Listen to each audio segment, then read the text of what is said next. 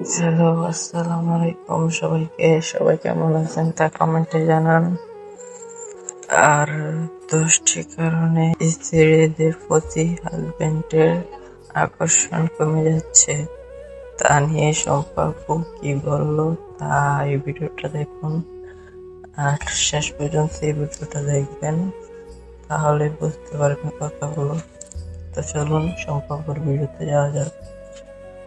আপনি কি জানেন 10টি কারণে স্ত্রীদের উপর থেকে হাজবেন্ডদের অনেক আকর্ষণ কমে যাচ্ছে? নাম্বার 1, আপনার হাজবেন্ড যেটা বোঝাবে তার উল্টোটা যদি আপনি বোঝেন তাহলে আপনার উপর থেকে তার আকর্ষণ কমে যাবে। নাম্বার 2, আপনি যদি আপনার হাজবেন্ডের সাথে তর্কে লিপ্ত হন তাহলে আপনার প্রতি তার আকর্ষণ কমে যাবে। নাম্বার 3, স্বামীর মতামতের বাইরে জেদ করে যদি আপনি অন্য কিছু করেন তাহলে আপনার প্রতি তার আকর্ষণ কমে যাবে। নাম্বার 4, আপনি যদি আপনার স্বামীর পছন্দের মূল্যায়ন না করেন তাহলেও আপনার প্রতি তার আকর্ষণ কমে যাবে। নাম্বার 5, আপনি যদি আপনার স্বামীর পরিশ্রমকে মূল্যায়ন না করে বরং উল্টো তাকে সন্দেহ করেন তাহলে কিন্তু আপনার প্রতি তার আকর্ষণ কমে যাবে। নাম্বার 6, খুব ছোট বিষয় নিয়ে সারাদিন যদি বক বক করতে থাকেন তার সাথে, একই বিষয় নিয়ে বারবার তার কান ঝালাপালা করতে থাকেন, তাহলে এভাবে যদি প্রতিদিন ঘটতে থাকে আপনার উপর থেকে আপনার স্বামীর আকর্ষণ কমে যাবে।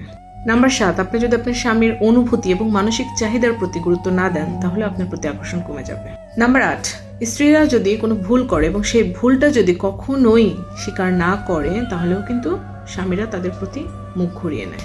নাম্বার 9, স্বামীরা প্রত্যাশা করে আমার স্ত্রী আমার সাথে খুব সুন্দরভাবে সম্মানজনক উপায়ে কথা বলবে, সেটা যদি না করেন তাহলেও কিন্তু আকর্ষণ কমে যাবে।